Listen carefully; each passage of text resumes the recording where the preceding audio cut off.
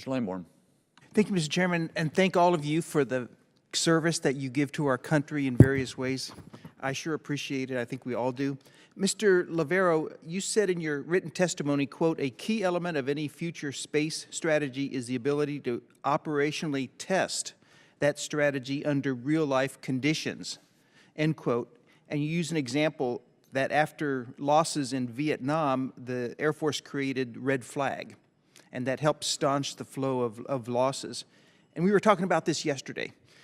Could you follow on that? And because Representative Bordallo has mentioned her district, I'll mention my district. We've had some space flag exercises in Colorado Springs, and I think that's a good precedent here for this kind of testing that we need to do. Could you elaborate on that, please? Absolutely, sir. I'd be pleased to. So, you know, when we talk about testing and training environments within the DoD, we can mean anything from what's called a tabletop exercise, where nothing's actually happening other than written pieces of paper going back and forth, to full red flag exercises, where we have people who are simulating aggressor tactics in aggressor-like aircraft against our own forces and actually trying to win the fight. And everywhere in between, simulators, computer-driven exercises. In the air world, in the sea world, in the land world, we cover that entire gamut because we understand to actually become an expert in that kind of warfighting, you must cover that entire gamut.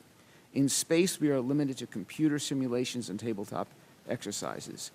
Those are important, but insufficient.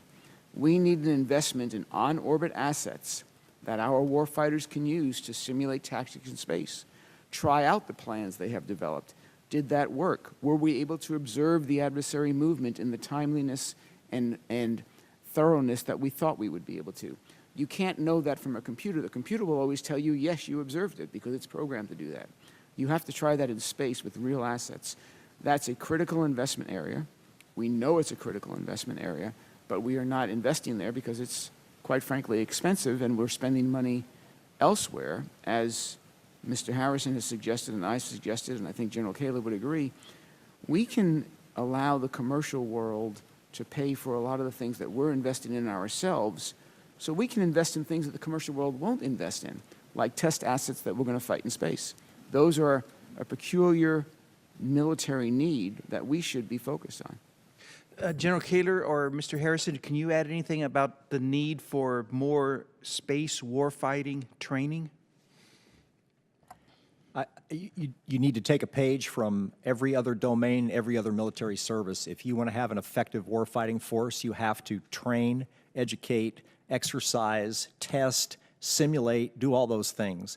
And for lots, again, for lots of reasons over the years, we have shortchanged space on many of those things. I will tell you that space is part of Red Flag. If you were to go to Red Flag, space is part of Red Flag. It's different to hold a space red flag.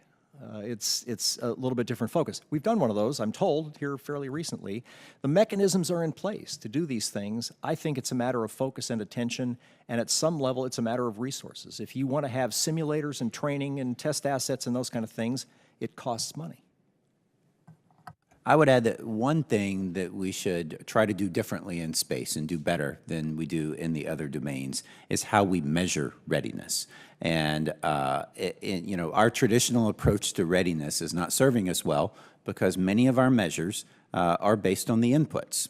Do we have enough people? Do we have enough people of the right training level?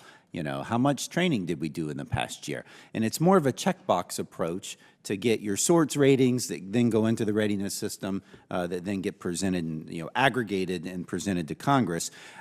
It's not sufficient in the other domains. It is certainly not sufficient in space. If you want an adequate picture of readiness, you need to do these exercises, you need to do these tests, and you need to measure performance. So, for example, as I said in my testimony, the ability to quickly detect and attribute different types of attack is important.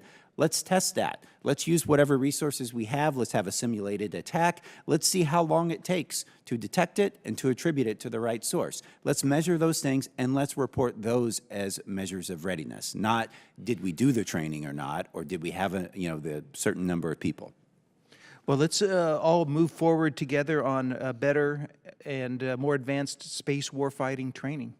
Thank you, Mr. Chairman. I yield back. Mr. Carbajal. Thank you, Mr. Chair. Thank you all for being